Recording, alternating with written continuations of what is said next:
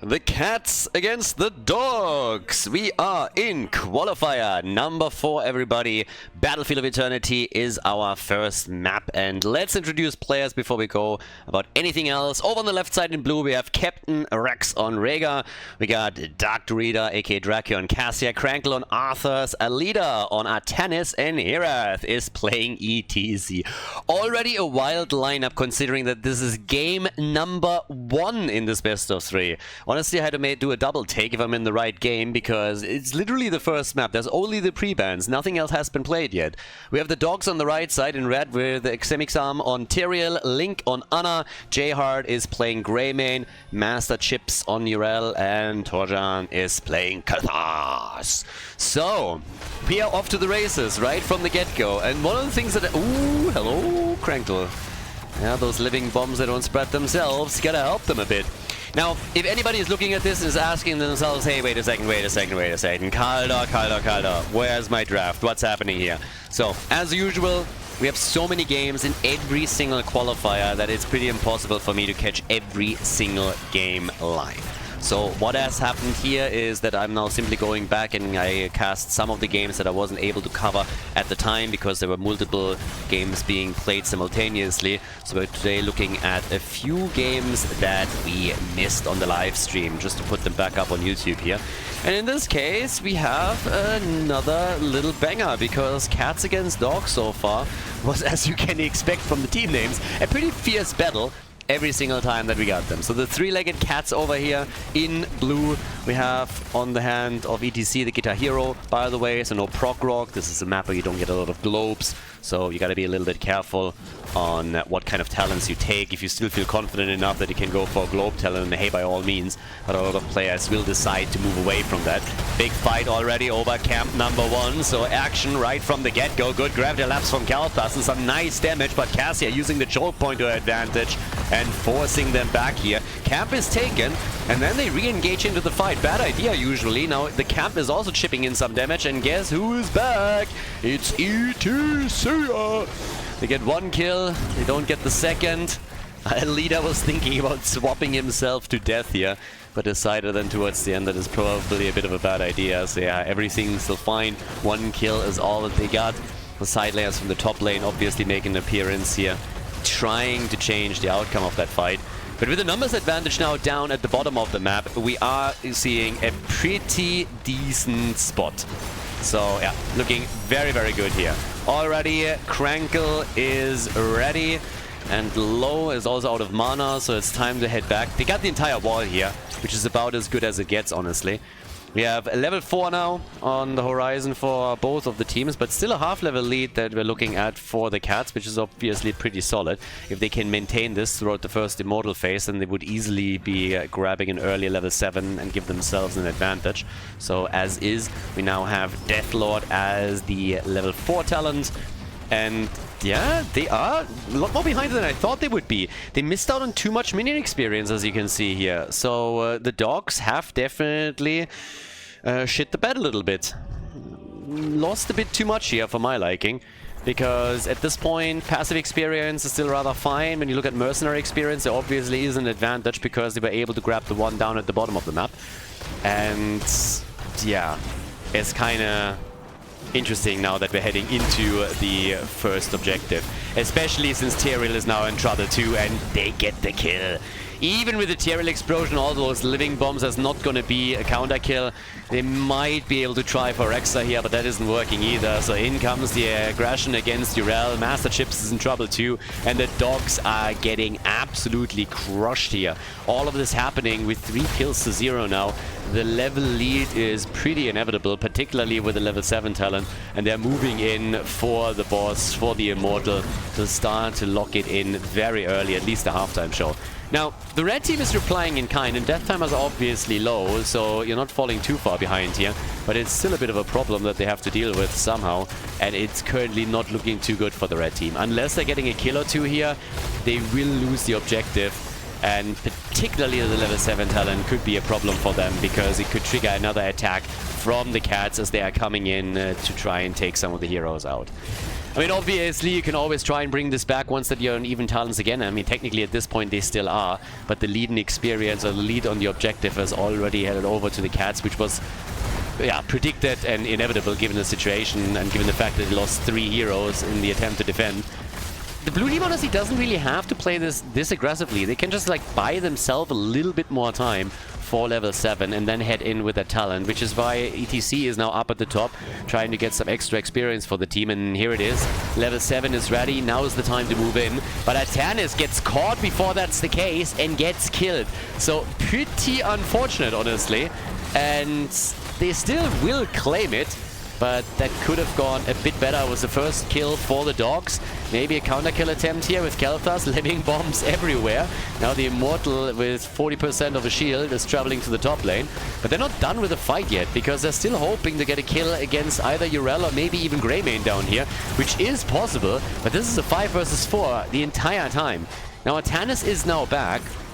Drag here is also getting still some assistance from Rega, but the dog is running out of mana, and running out of mana quickly. What I do like, though, is this attempt to slow down the red team as they are moving towards the top to defend. And they catch Urel and nearly got a kill there, too. So it was really tough for the red team to move to the top lane to defend against the Immortal in the first place. And now they're going to lose a bit more ground here. That wall is obviously going to get destroyed, and now the attempt to go straight in for that forward.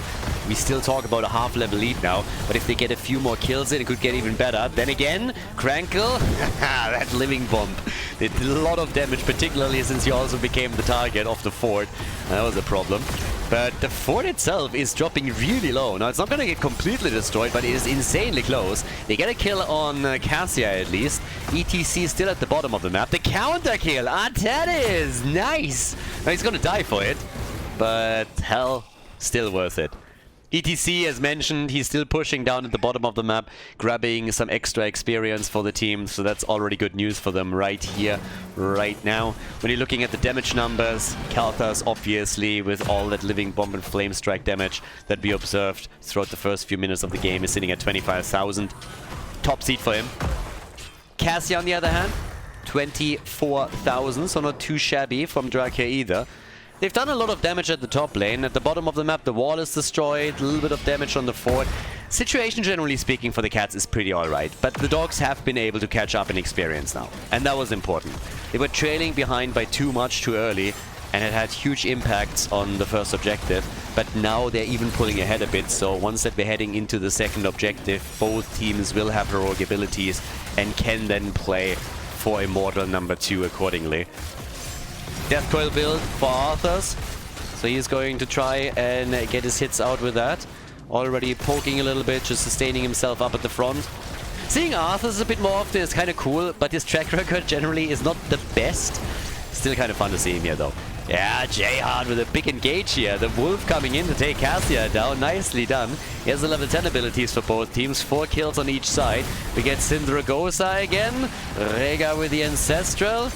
But I gotta say that the Dogs are starting to stabilize real nicely. They struggled in the early game, but now they're doing so much better, and it really shows. We have also Sanctification for Tyrael that will empower the Wolf even further later on in the game. Urel at the bottom of the map has to deal with some of the camps and has already pushed them into range of the fort. But up at the top, Greymane was the first one to try and make a move. Syndragosa, nice! Living bombs are being spread. Crankle is a bit low here. Sanctification is out, and the big bad Wolf looking for a kill, but the Ancestral from Rega prevents it from happening. That doesn't change the fact that Atanis is down, lost the fight against Urel. So Trash Tanis is dead. They are hoping for a second kill, but the blue team doesn't give them an opportunity. Everybody is just heading out. They're trying to get Atanis back, who has his ult back, so could use it here to try and help them out once that he respawns. Halftime show is not quite over yet. There it is. Ult already being used, but look at the choke point control from Khaldor. Immediately coming in with another big flame strike. Tyrael is super low though and gets even caught. Oh no! The interrupt on the mosh pit, and it was absolutely perfect. Didn't set it on a 10-second timer, but instead completely hit the cooldown. So that was great for them. Khaldor's just dishing out the pain, but they got the kill. They lost ETC, but taking Greymane out is a huge advantage for them now, since he is the main damage dealer against the Immortal for the Dogs. So yes, very, very nicely done. We have 45,000 damage for Khaldor, 35,000 for Cassia. So Khaldor is pulling farther and farther ahead. And these teamfights are really helping them, because they're normally playing around the choke point, and he's just using that to pad his damage with additional flame strikes. I mean, right now, what we're seeing is a halftime show victory for the Cats, and they're now coming in again in an attempt to lock this one in completely. Already, the orbital bombardment is coming through. Sorry, the suppression pulse. Nova is not in the game. We'll see it eventually, I think. Bit of pressure also here at the top, so yes, this is going to damage the fort for sure. But Cassia is now getting damage in. We have still a half-level lead for the Dogs, which is of course nice when you're having the experience advantage, but it doesn't translate into a talent lead yet. And the Immortal is slowly being taken down. Artanis is trying to deal with it and can't really. Has also gotten level 1 into the reactive parry, so we don't have amateur opponent. He's joining the fight now. They're looking for kills. Yeah, trying to go for Khaldor. That's a nice move. Sanctification is out. ETC doesn't have his ult back yet, but a nice howling blast from Arthas as they're trying to go for Greymane, who obviously doesn't like Arthas all that much. But it's starting to be problematic for the Cats. The Dogs are doing really well here. They're doing a great job controlling the fights, poking them slowly down, and also allowing Greymane to go onto the Immortal and try and take it apart. So job well done. We have 6 kills, 2-5. Half a level is missing for each team to hit level 13 talents.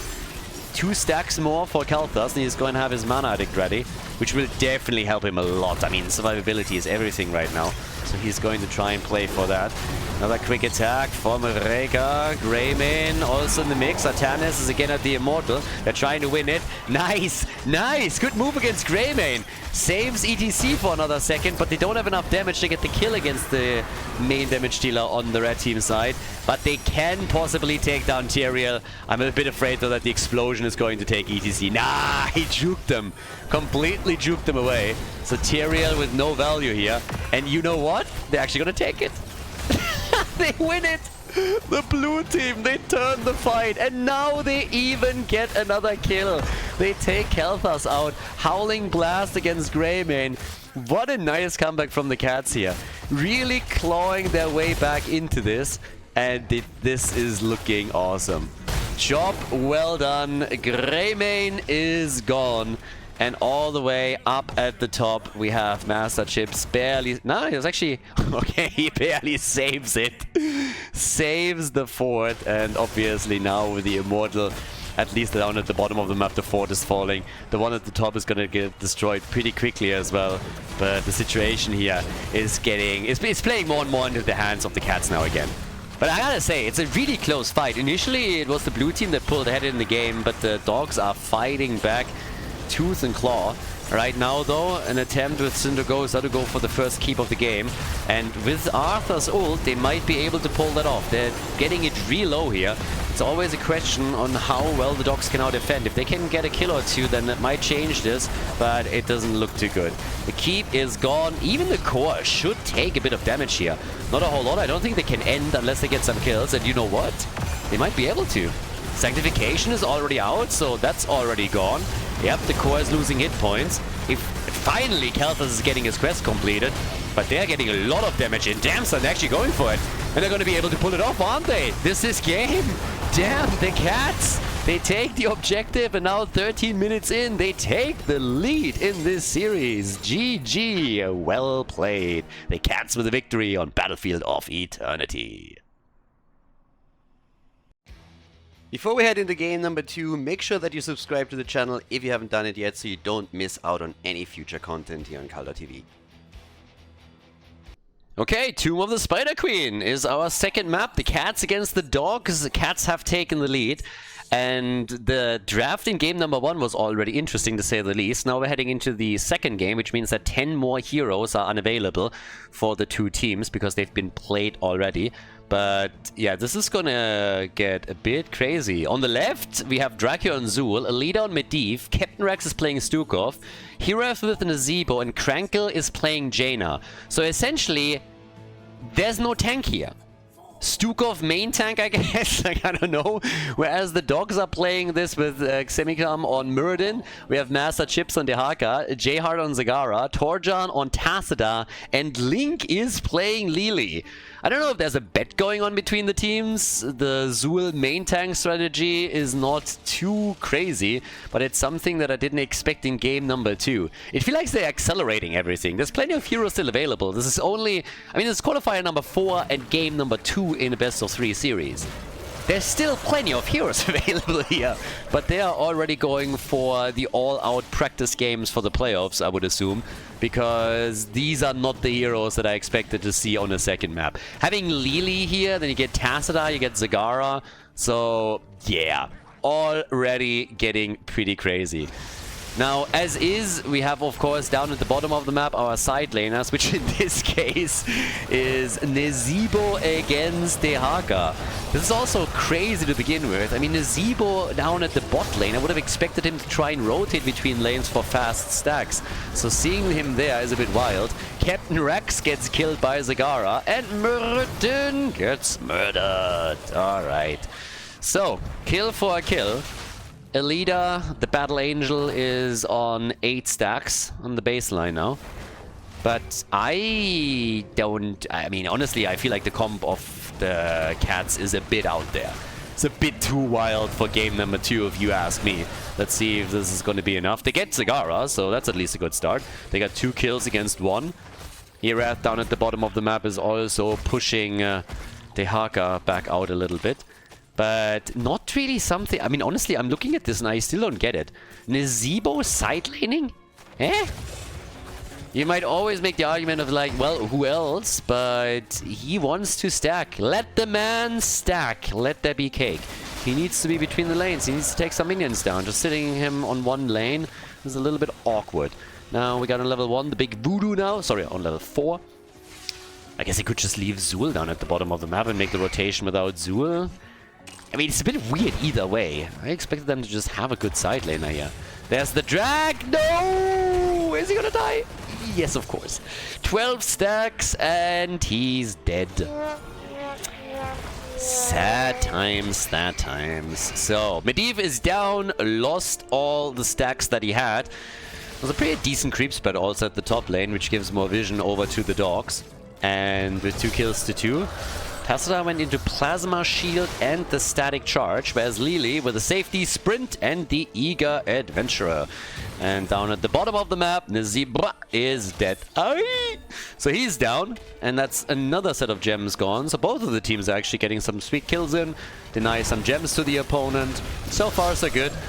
We have 44 gems for the red team, so already they're pulling slightly ahead here. And I gotta say that they're also getting some damage in. I mean, they have some real nice output here from Tacida, who has, of course, the appropriate wave clear.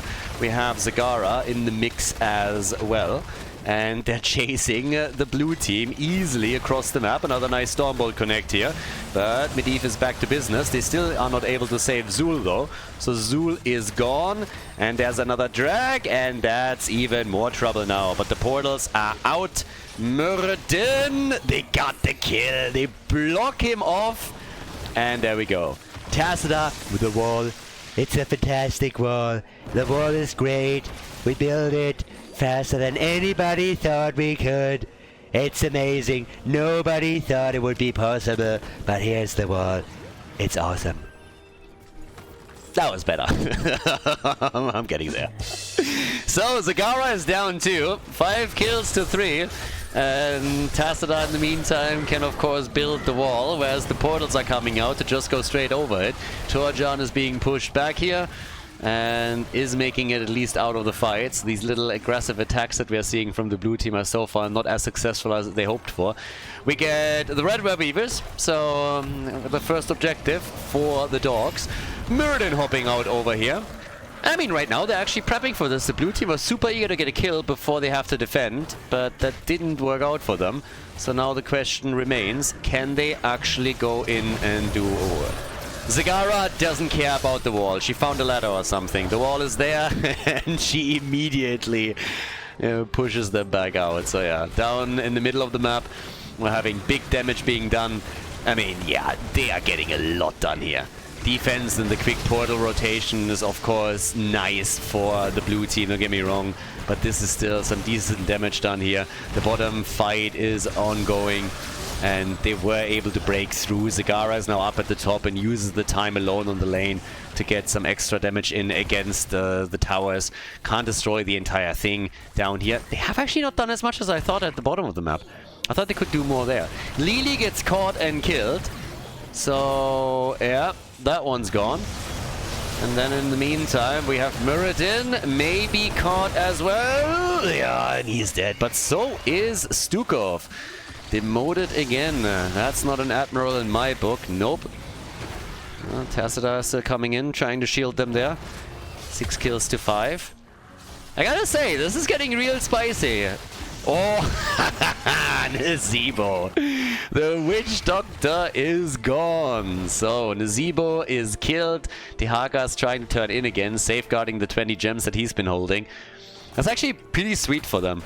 Now, the blue team has enough gems to finally get a turn in for themselves as well. Leader gets interrupted, or actually would have been able to turn in if not for him aborting. It was Stukov that jumped in front of the Tong. Wanted to be licked, apparently. And now we get Devouring Maw in. We got the Jug of 1,000 Cups, the Black Hole. Typical talents also taken on the other side with the Ravenous Spirit from the Zebo. And top side, Zagara still raging on a little bit and getting the damage done. Whereas down here, the idea is, of course, still for the blue team to get a turn in. I mean, essentially what we've seen so far is the dogs with good push power getting the first objective, taking some of the walls down. Not too much damage done to forts, but the blue team wants to respond, so they're trying to deliver their gems. They've already suffered a lot of deaths and lost gems previously, and they haven't turned in a single gem yet, so they really try to safeguard what they're holding right now, and they should be able to pull it off, since part of the red team is currently going for a camp instead. But what we're also seeing is Nazebo still stacking, and he might not be rotating as heavily between lanes as we normally expect from a Nazebo player Entomb the Spider Queen, but he's still sitting at 70 stacks right now.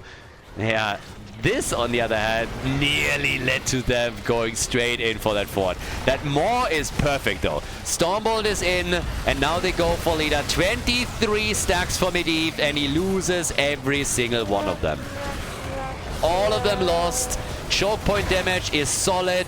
Lily with the heals on the other hand, but she gets killed. The problem is that Zul also falls. Now they go for Crankle down here. No chance for Jaina. She was the one doing all the damage in that choke point situation, but the defense should now be super easy for the dogs, as they still have 4 on the map against the 2 heroes that could still be pushing for the cats. Incredibly strong defense right there. Nicely done.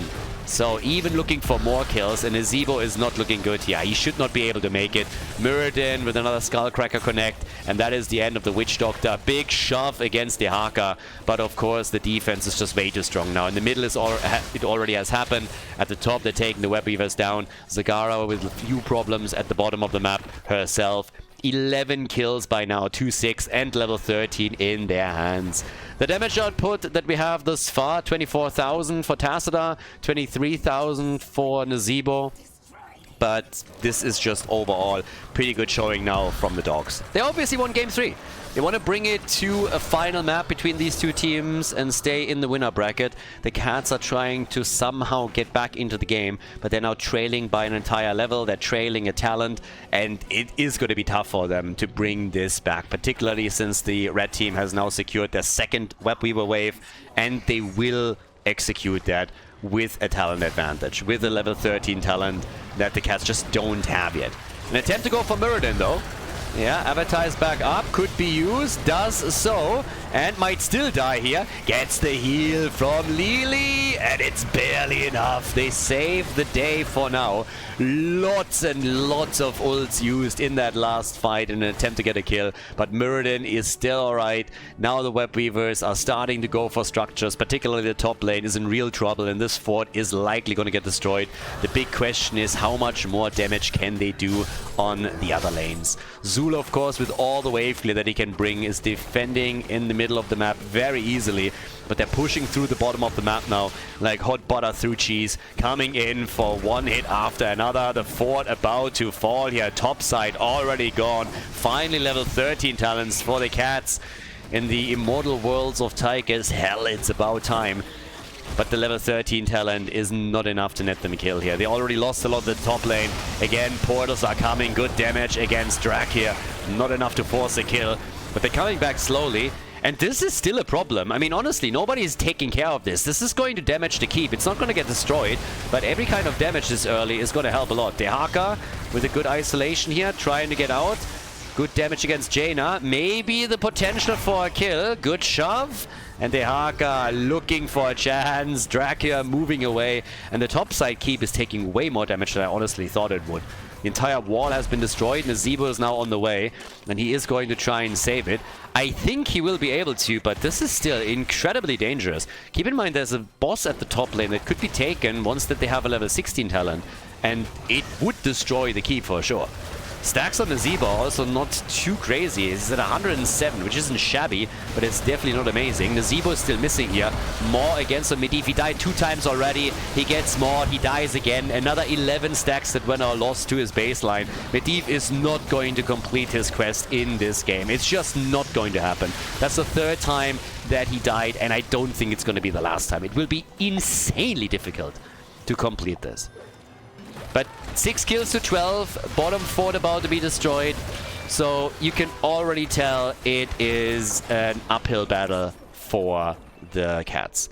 The dogs have 43 gems, so they're 17 gems away from another potential turn-in. And they have level 16 talents, which they could now use to go, for example, for a boss. You could also steal this camp away. Mirrodin is jumping out since he sees everybody just trying to collapse onto him. But there are a lot of opportunities now.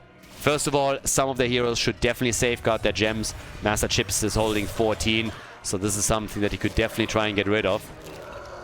If you have that big of a lead in experience and talents, you want to do something. So, yeah, forcing a fight, going for a boss battle. Boss battle is maybe stretching it a bit. But turning your gems in, forcing a bit of a fight, this should definitely be in the cards. I'm, if anything, surprised they didn't try to steal this camp away. They had a chance earlier where Medivh wasn't even back up yet, but decided not to. Now each team has taken their own camp. A lot of siege power, of course, from the dogs. And now here come the turn-in. Now, at least the attempt. Uh-oh, they try for Zul. The lick, the damage. And, yeah, my man's in trouble. But he gets a portal. Medivh is still there. So, yep, still flying here. They haven't really done a whole lot with that advantage, though. It was a 2-level lead that they had, and they had a level 16 talent. And now at the end of the day, yes, they safeguard some of their gems, and they might be able to go for the turn-in. But I really thought that they would either take the fort out, get the boss, but get something done. Now, good news is they get another objective, so this is the third set of web weavers that they're getting. It's not too bad. Nazebo's also catching up on stacking. He's at 144 now, so if they make it to level 20, he will definitely be able to get Vile Infection if they want to. But at this point, we really have to add a qualifier there, because it is not a guarantee that they're going to get this far. If they make it, he is going to have a huge impact, but that is still a bit of a big if, because at the top there should be a keep that falls now. Unless... Hello, sir! That was a neat kill. Nicely done. Well played. Now they go for number 2. Take down Zagara. That is actually big. Those are some big kills. Guys, the cats might just bring it back here. Comeback time. Is this going to be an IGN moment? 6.5 out of 10, baby. Top side, after all those kills, defense is going to be easy, so the keep will still survive. Middle of the map, the fort at least has been destroyed. But now down at the bottom of the map, there is at least some damage on the wall that's going to be done, but not too much. I mean, Jaina's already coming in. It's going to drop her combo in a moment.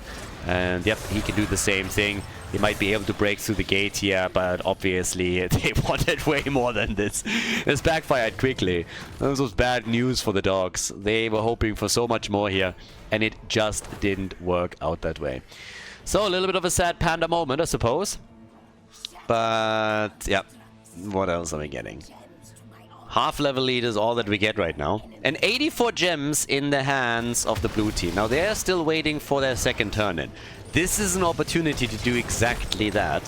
But they're being forced into a fight. Nazebo has turned in at the top, though, before Zagara could interrupt. So, the blue web weavers will descend. Can the cats bring this back? They haven't taken a single fort out yet. Not one. This is an opportunity to change that. They themselves already lost every single fort they've been holding previously. Tassadar, by the way, is starting to get into the top numbers in pretty much every single category. He's already leading in siege damage and is really close to also taking top in hero damage. Yeah, he's about to surpass Jaina there. So Tassadar is really bringing the pain here. They're burning down the Web Weaver in the middle of the map fairly easily. Down at the bottom is going to take some time, but up at the top, that fort is exposed. Zagara is doing her best here, but she also can't go too deep. Would be a bit too problematic. They still hold a lead in experience, and now Dehaka is down at the bottom of the map trying to establish himself as the global on the lane, take these down, and then maybe join the fight. But the Cats are looking for more. One fort is not enough. They want another one. Big shove against coming, okay. Fort at the bottom of the map still about to be attacked. Dehaka is now finally rotating back down, is trying to take it. But Dehaka is tapping the fountain early, and I guess they have to give this one up. They still saved the fort in the middle, so they were able to do that. There's another wall out, okay. Drakia is in, Muradin is moving, and they go for Stukov, who holds 21 gems and might actually die here.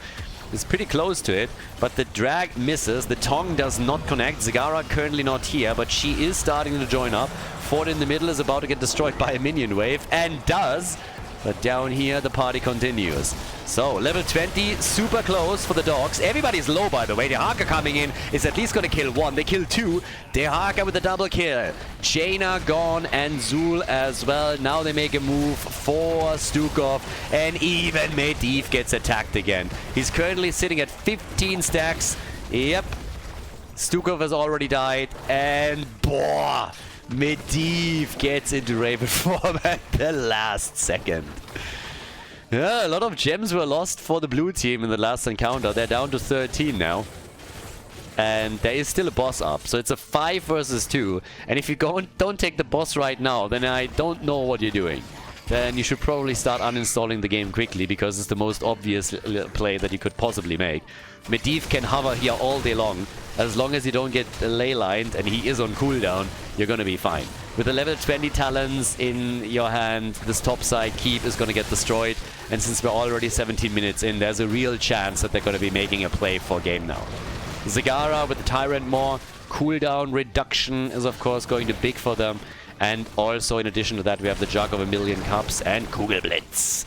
Oh yeah, so Tassadar can get some big plays out now, and so does Lily, of course. Vile Infection is done. We are on level 20, and Vile Infection for Nazeebo is done. The only question here is it already too late? It's a nice two-pronged attack that we're getting from the dogs now. They get the keep at the top for sure, they know that. And they will do damage to the core potentially, but they are hoping to get another keep down here. Medivh is cheating as usual. Wall is already getting destroyed. They want to go for the double keep play. Nazeebo's at 52,000 damage. Now that he's done with the Vile Infection, obviously he's also spiking his own damage significantly.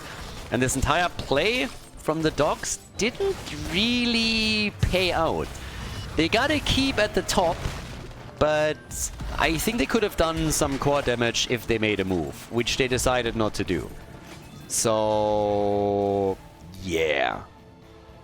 Down to the bottom of the map, what we're now having is, yeah, still Jayhart kind of doing his thing. We're now having, obviously, another camp that can be claimed here, but it's still 20 versus 20. Tassadar and Yaga are, by the way, the only ones that haven't died yet. Only one keep gone, no core damage. I mean, I don't know. Nazeebo might be able to bring this back for the Cats. He's now at 233 stacks, which is pretty respectable considering that he had a bit of a lull in the early game where he didn't really stack properly, I want to say. At least not as much as you would normally expect from a Nazeebo player on Tomb. But now he is absolutely up there. Nazeebo is becoming a nightmare. An absolute nightmare to deal with. Comes back down to the next team fight, I suppose. Teams are both looking for additional gems, and if anyone's ahead here, then it's the dogs. They've already secured 35, and they're trying to turn in the rest of their gems as well. Which they are now pulling off, so they're only 7 short. That's the only thing. But, yeah. It's gonna get interesting here. The turn-in is most likely going to happen, but I think there's a lot of D-push for the blue team. Even more so now that Nazeebo is done with his level 20 quest. So he could get mad numbers out. He was already at 52,000 earlier, and that included the last fight. Now they're trying to go in for it again. There's the ley line, and here's the opportunity.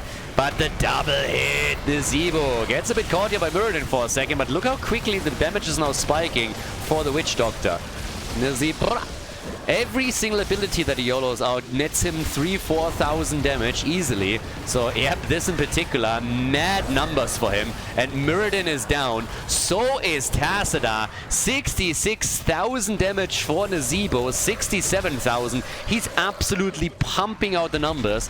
And he's surpassed not only Jaina, he's surpassed Tassadar as well. And they're totally crushing it over here. Absolutely crushing it. So here comes the play for Core at this point. They're trying... Oh no! Careful! Ah, Zul! Not like this! Zul is gone. Went too deep and dies a painful death. Now we have the ley line. I mean, they're kind of missing everything. So they have to retreat. After where 2 heroes fall on the red team side, I honestly thought that there's an opportunity here for the Cats to end the game. I think they really had a chance. They had a chance to come in, end the game, and just get it done there. And it did not really work out that way because they were a bit too greedy, a bit too aggressive. But at least they're starting to get a lot of control here. I have no idea what Nazeebo is doing there all alone. Yes, you have Medivh that can give you a portal, but oof. My friend, be a little bit more careful. If you die, then it is lights out. Nearly 70,000 damage now for Nazeebo. And, well, there's the turn-in. That's the 7 gems that they need. Link is turning them in, and there's that. Now they're chasing Nazeebo, and I've been saying this just a second ago. You cannot get caught like this. No! And he gets out with 300 hit points, but Jaina gets killed in the process. I am honestly not sure if this was really worth it. They had to commit with the rest of the team to try and save Nazeebo, and they were able to do it. But now there's a Web Weaver wave coming for the red team, and maybe they're still able to pull that off. I mean, damn. 5 versus 4 now, and yeah... There's the wall. No! Don't rely on... Yes, it's awesome if Medivh can give you a shield and also a portal, but maybe don't overdo it. Icebook is also out. Now he eats the Stormbolt. They're really playing with fire here. He's too low. He's already too low. They buy themselves some time. And the defense is possible here, don't get me wrong. But Herath, with the 266 stacks that he has, there's spiders everywhere. He has mad damage, but he's also the continuous target of the red team. They really want him. They know that if they can kill Nazeebo, it's just game. And they want to take the structures at the same time. Everybody's jumping out again, and Nazeebo has just been... He's again been crushing them with the damage. The problem is still that he's playing super aggressive, but at least we have Jaina now back. So it's going to be a 5 versus 5. They go for Zul at the bottom of the map. They go for the next keep. In the middle, this one is already getting destroyed. And since they're losing more and more ground, the problem remains the same. There's catapults on too many lanes now. They're really being pinned down. The only way back into this and to turn it around is to force a big team fight and nearly wipe everyone here. Muradin is dead. That's a good start. 5 versus 4 now on the map. So they got an opportunity here. Tassadar with one wall after another. I mean, he knows how to build a wall. He's building a wall, and then he's making the Zerg pay for them. Amazing. Everybody says so. 11 to 17 on the kill count. Tassadar himself on 69,000, so nice. He's nearly there. Second highest damage dealer in the game. Nazeebo, 280 stacks now. You know what the funny thing is? Medivh might actually complete his quest. He's at 32 stacks now. It has taken him long enough, but there it is. So, with that, we now have a chance to maybe bring this back again, particularly here in the middle of the map.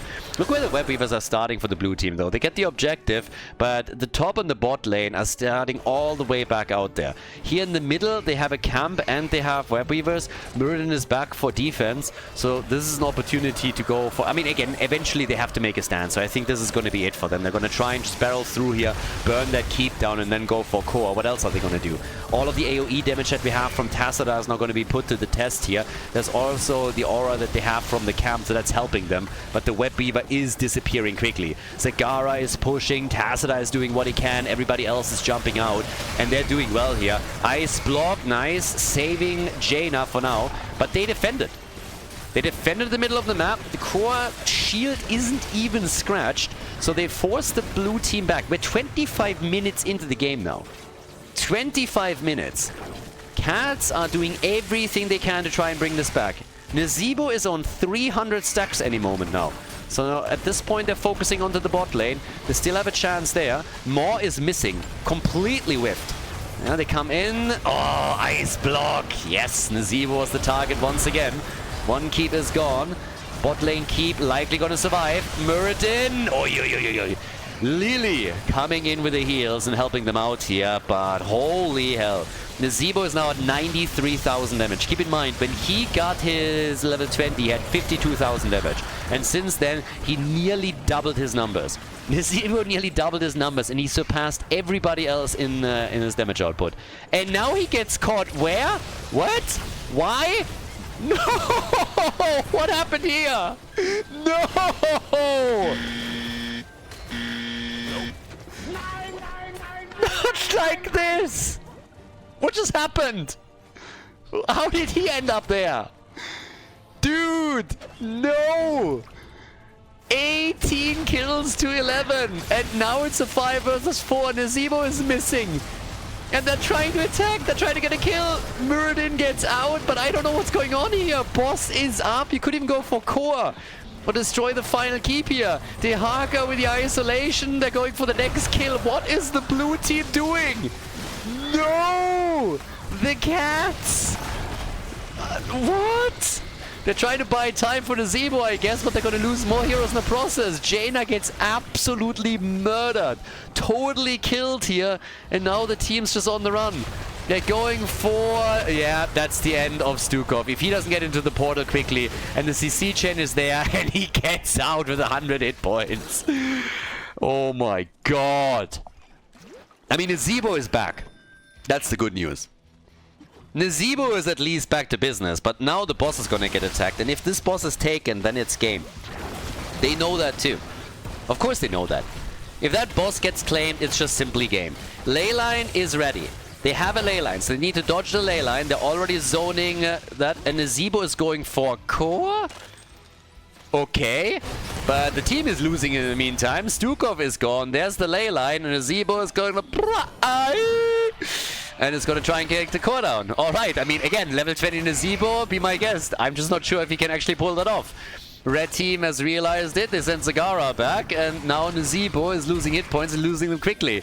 Medivh is gone. Boss is still getting attacked. Core is losing hit points, losing them quickly. Catapults are there. Hirath has 1,000 hit points left. The core is down to 70%. Muradin! And he takes it. Nazeebo! They need to get to him. Take the witch doctor out. And, well, he dies. Nazeebo is gone. And, boys, that's game. That's just game. Nazeebo joined the 6-digit club. He's at 100,000 damage. They didn't even go for the boss. Well, they went for it, but they didn't claim it. They just go for core now. There's only Jaina left, nobody else. The core's at 26%. And I'm not so sure that the decision-making towards the end was really on point. 5-man team wipe. As the cats are gone, the dogs got them by the neck and are shaking them. So, this is victory. We're going game 3. We're going to game 3, everybody. It has actually happened. Game 3 incoming. GG, and yeah, well played, I guess. Oh my god. We're going the distance on this one. Nicely done. Team of the Spider Queen goes to the dogs. Well done.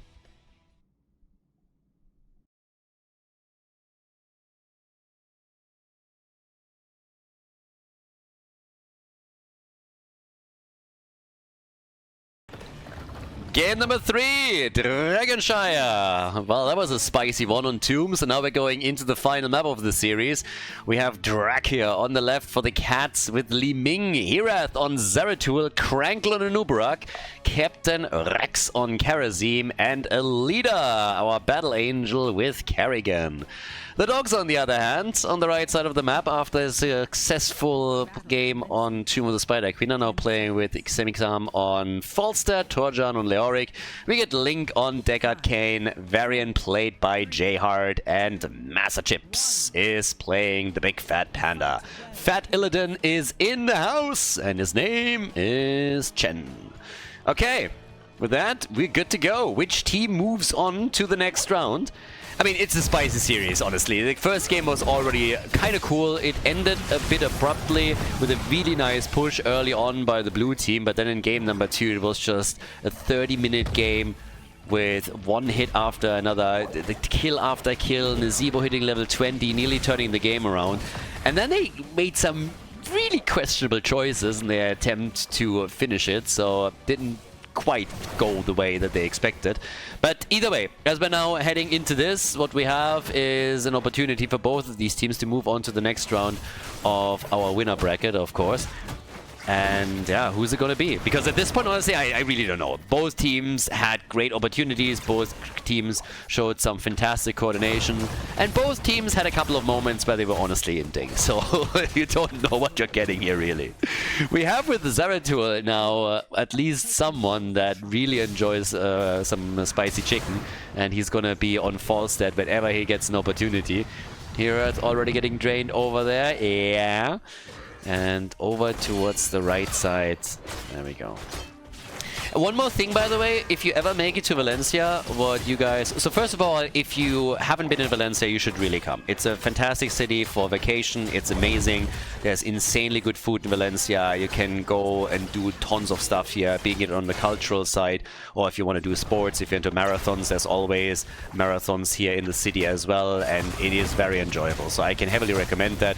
It's easily reachable if you live anywhere within Europe. And yeah, big recommendation for me. If you ever make it here, make sure that if you are... Most people, when they are here, they want to get paella, right? So most people want to grab a paella at some point.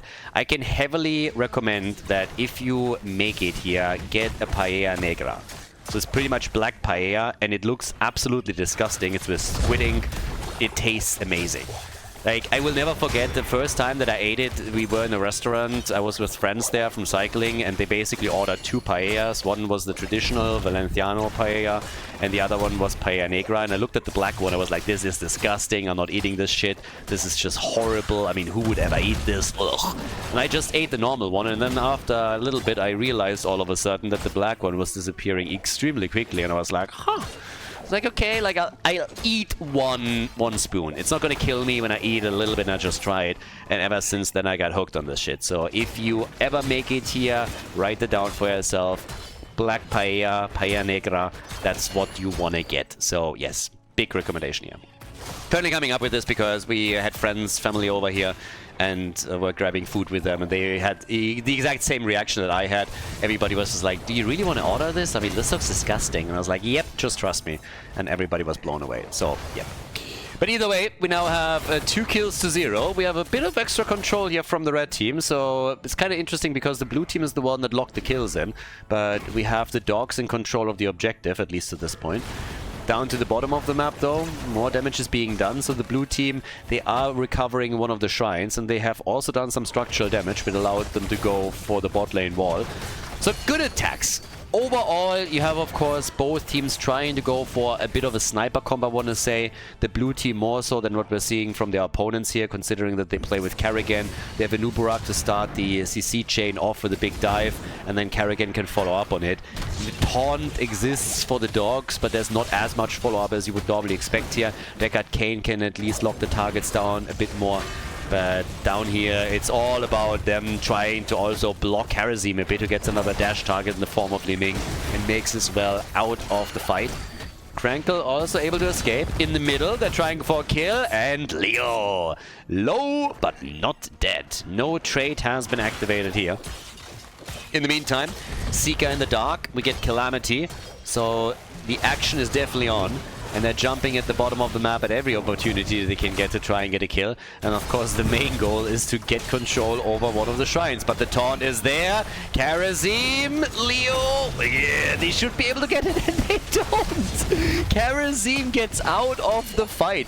Zeratul is now saying hello after realizing that Leo is not gonna try for a Dragonite in the middle of the map, and that instead it's a 5 versus 5 battle down here. But now that Leo is starting to split off to go to the mid lane, they have to either send somebody over there, or they're going to lose the first objective. And Zeratul is close and gets the interrupt. Nice!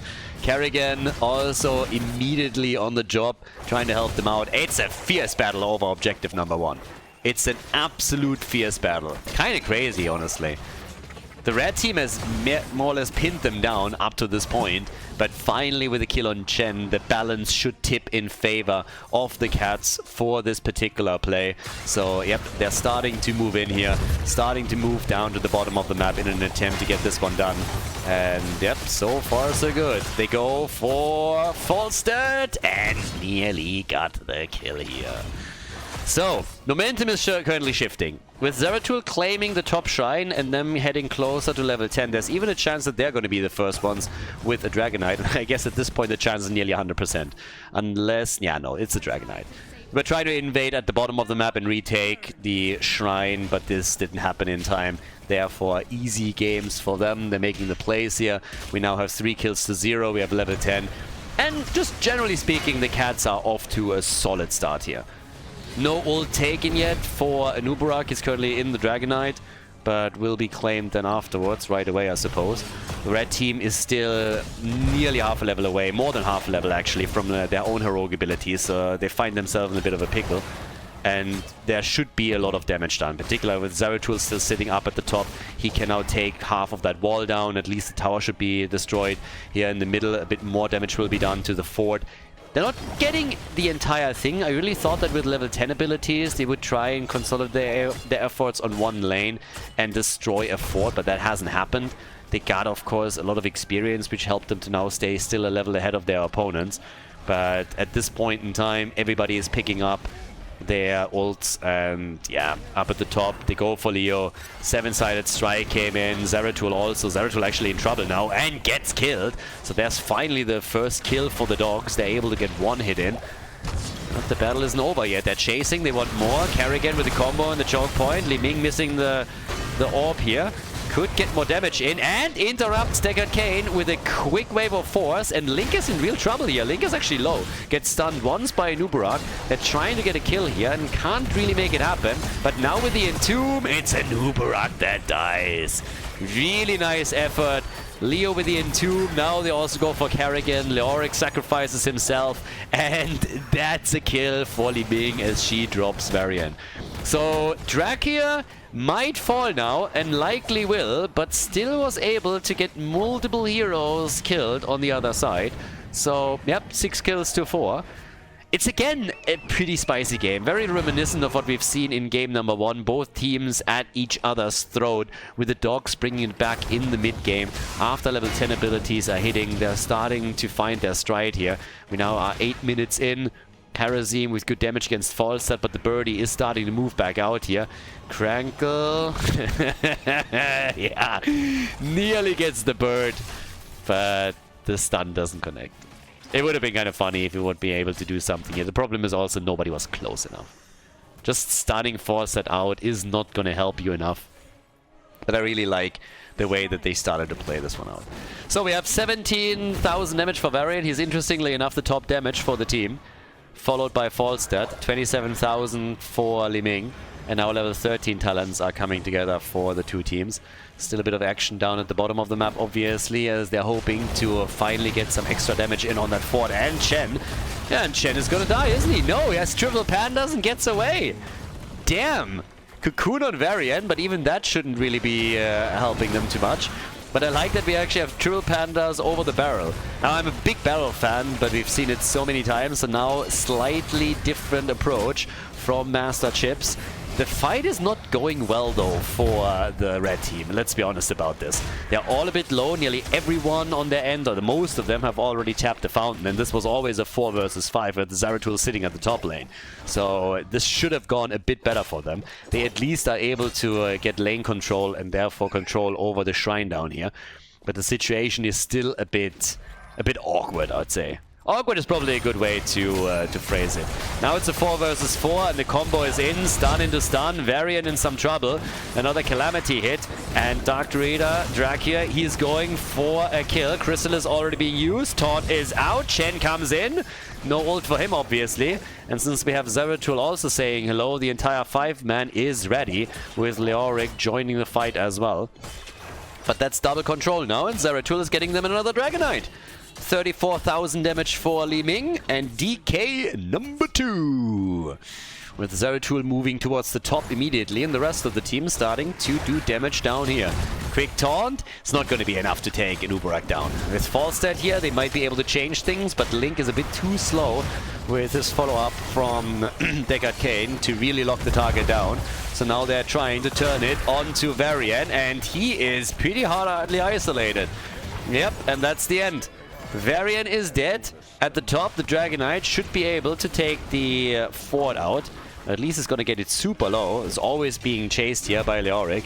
But the damage is there. Now the minion wave is coming in. Kerrigan is in the middle of the map. They're pulling farther and farther ahead here. The first structure now destroyed. Level 16 super close for them.